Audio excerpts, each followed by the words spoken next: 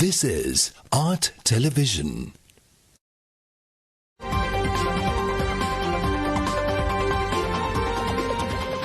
Coming up, State of Business, sponsored by New SLT Mobitel Home 4G LTE users get date offers and win valuable tab computers through a raffle draw. IWS Aviation.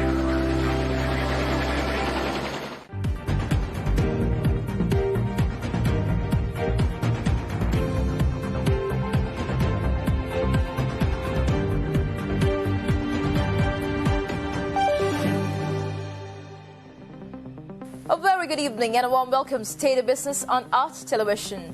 I'm Shain Ali and let's have a look at the headlines first. President issues directive to ensure uninterrupted power supply. International Monetary Fund urges Sri Lanka to tighten monetary policy. News in detail. The International Monetary Fund yesterday said that Sri Lanka needs to tighten its monetary policy to contain rising inflation, put its high debt repayments on track, and reverse one of the worst financial crises the country has ever faced in years. The IMF Article 4 review stresses the urgency of implementing a credible strategy to restore macroeconomic stability and reduce debt. Sri Lanka's reserves have plunged 70% since 2020, falling to $2.36 billion at the end of January. But the island has debt repayments of about $4 billion this year, including a $1 billion international sovereign bond maturing in July. The dollar scarcity has prompted some analysts and rating agencies to warn of a potential default. The foreign exchange shortage has also left the nation unable to afford essential import of fuel, medicine and food. The country only has fuel for a few days, prompting motorists to line up at pumps and the island's power regulator to approve 5-hour power cuts. The government has so far resisted calls to start talks with the IMF on a program that could reassure investors and eventually help it regain access to international capital markets to repay its debts after multiple downgrades over the last 2 years. The main opposition party, Samaka Jana Balawegaya, has called on the government to table the Article 4 review before Parliament and outline a sustainable economic management plan. The IMF executive director stressed an ambitious fiscal consolidation based on high-quality revenue measures. Noting Sri Lanka's low tax to GDP ratio, they saw scope for raising income tax and VAT rates and minimizing exemptions, complemented with revenue administration reform. Directors encourage improvements to expenditure rationalization, budget formulation and execution, and the fiscal rule. They encourage authorities to reform state-owned enterprises and adopt cost recovery energy pricing. The directors agreed that a tighter monetary policy stance is needed to contain rising inflationary pressures while phasing out the central bank's direct financing of budget deficits. They also recommended a gradual return to a market-determined and flexible exchange rate to facilitate external adjustment and rebuild international reserves. Directors called on the authorities to gradually unwind capital flow management measures as conditions permit. Noting financial stability risks from public debt overhang and sovereign bank nexus, they recommended close monitoring of underlying asset quality and identifying vulnerabilities through stress testing. Directors welcomed ongoing legislative reforms to strengthen the regulatory, supervisory and resolution frameworks. Directors called for renewed efforts on growth-enhancing structural reforms. They stressed the importance of increasing female labor force participation and reducing youth unemployment. Further efforts are needed to diversify the economy, phase out import restrictions, and improve the business and investment climate in general. Directors also called for a prudent management of the Colombo Port City project and continued efforts to strengthen governance and fight corruption. President Gotabaya Rajapaksa has instructed all responsible entities to move towards ensuring an uninterrupted power supply from March 5th, states the President Media Division. President Rajapaksa issued this directive following a special meeting held at the Presidential Secretariat yesterday regarding the prevailing power outages and restricted fuel supply. The special meeting comes in the wake of outages caused by a lack of funds to secure sufficient fuel for thermal power generation.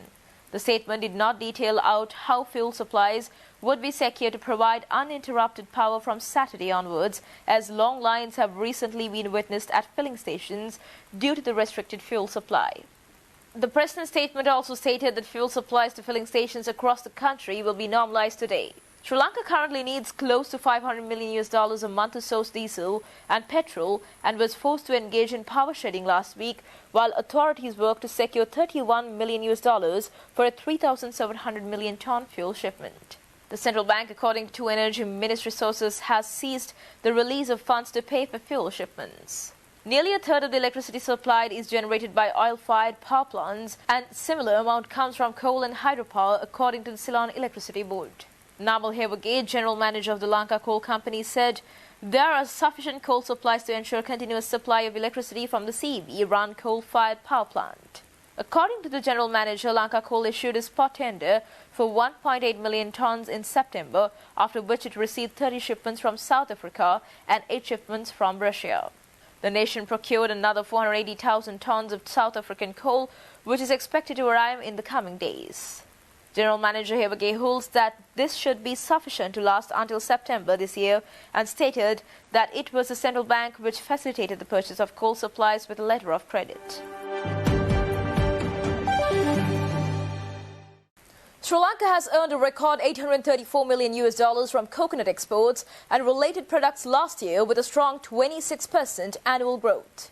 Customs data shows that the nation earned $834 million last year from the export of coconut products such as kernel, fiber and shell compared to $661 million in 2020.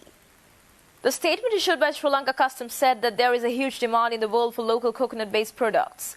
Quoting Plantation Minister Ramesh Pathrana, the statement said that kernel exports jumped 37% last year compared to 2020 and fiber products rose 9%. Customs also announced that shell products gained over 40%. Officials also noted that Plantations Minister Pathrana inaugurated a hybrid seed coconut production center at Tangal with an aim to produce 2 million high-yielding hybrid coconut seedlings by 2023. Sri Lanka produces 3 billion coconuts annually, but 2 billion nuts are consumed locally. An official from the Plantation Ministry said that coconut is one of the top agricultural crops after tea in Sri Lanka. Quoting Minister Pathrana, the officials also said that the ministry has plans to increase coconut production and export more coconuts, targeting an income of $2 billion. With a view to increase the production, the government is in the process of providing 2 coconut seedlings to every household in the country under the concept of Coconut Home Garden. Stay tuned for more news right after this commercial break.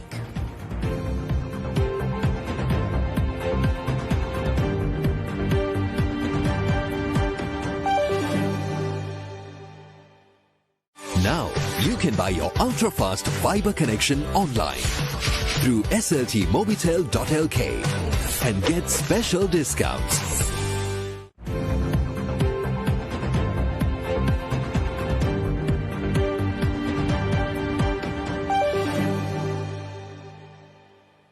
Welcome back after the break.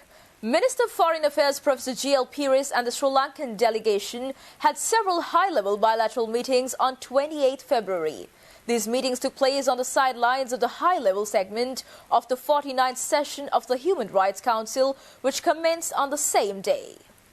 Foreign Minister and the Sri Lankan delegation with representatives from the United Kingdom, the Commonwealth Secretariat, the Organization of Islamic Cooperation and the World Intellectual Property Organization.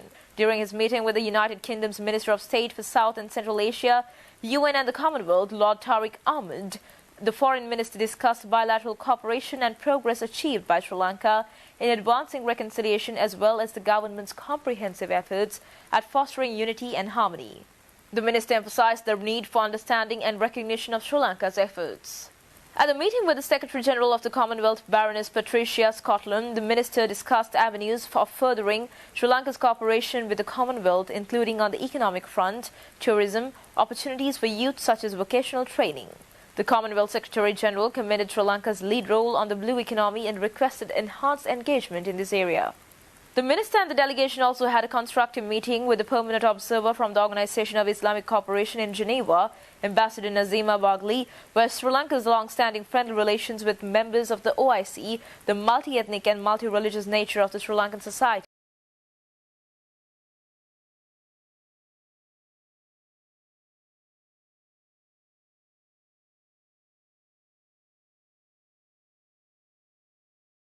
exchange ideas on further advancing technical cooperation in intellectual property in the areas of policy development, digitization, geographical indications, and empowerment of youth in the use of IP for research and development. The Free Trade Zone Manufacturers Association yesterday warned that if the government fails to ensure an uninterrupted power supply, the country will lose $4 billion in much-needed foreign exchange inflows.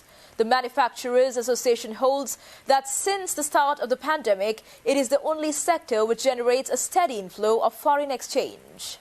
It claimed that the economy is on the verge of losing $4 billion or 30% from the country's total merchandise exports for the year, hampering the only sector which generates a steady inflow of foreign exchange since the outbreak of the COVID pandemic in 2020.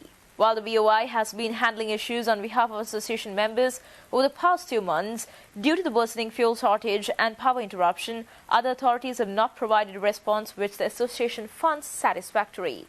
Manufacturers Association Secretary Damika Fernando, speaking to a local newspaper, says that the scarcity of fuel hampers power generation and logistics covering supply chain and employee attendance, which then has a knock-on effect on the economy as a whole.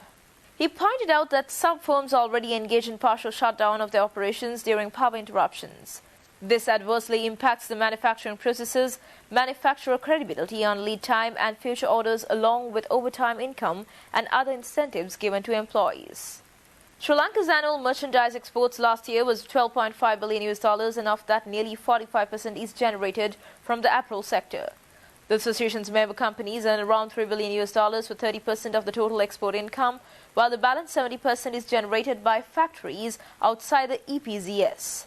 This includes both apparel and non-apparel industrial exports. Fernando also highlighted that the government failed in its primary duties of ensuring uninterrupted power supply, which is an integral part of infrastructure committed to the foreign investors in the country as per the agreement signed with the BOI. He contends that with the government being unable to provide uninterrupted power and fuel, it is unlikely that new foreign direct investments will materialize. The factories operating in the EPCs, those operating outside EPCs under BOI purview, directly and indirectly employ close to 1.7 million people.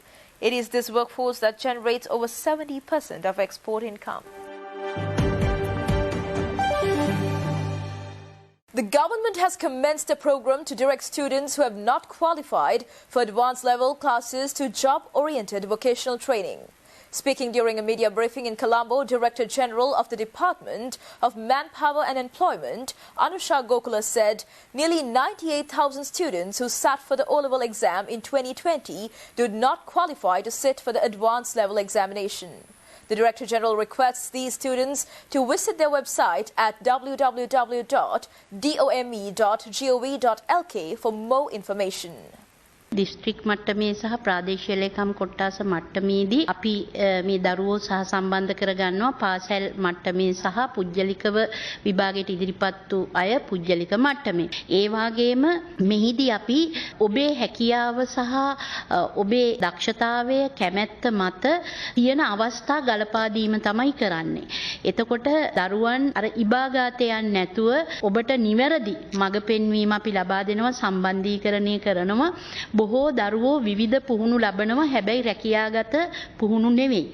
මෙතනදී විශේෂයෙන් අපි මැදිහත් වෙන්නේ රැකියාව හඳුනාගෙන ඒක සඳහා පුහුණු වීම ලබා දෙන්න. අපොස සාමාන්‍ය පෙළ විභාගය අපි ඇත්තටම අසමත් වුණා කියන වචනෙටත් අපි කැමති නෑ. මොකද ඔවුන් ඒකෙදි සාධනීය ලක්ෂණ නොතිබුණාට විවිධ වෙනත් දේවල් වලින් දරුවෝ දක්ෂ වෙනවා.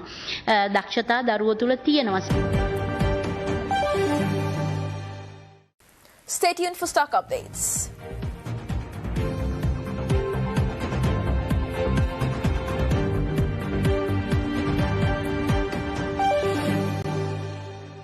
Now you can buy your ultra-fast fiber connection online through sltmobitel.lk and get special discounts.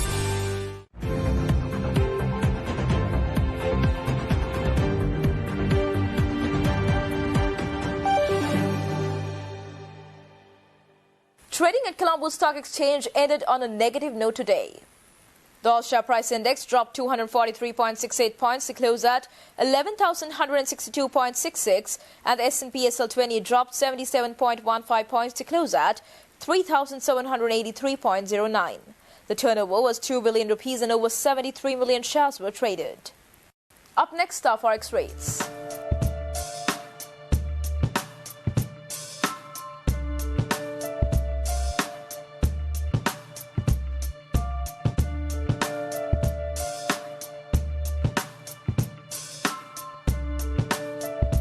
And that's all news for today. See you tomorrow with State of Business at the usual time. Until then, take care and good night.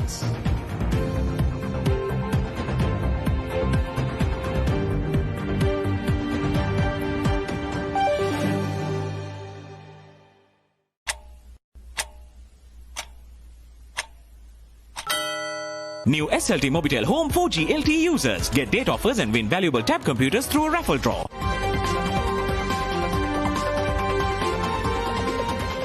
State of Business was sponsored by New SLT Mobitel Home 4G LTE users get date offers and win valuable tab computers through a raffle draw. IWS Aviation.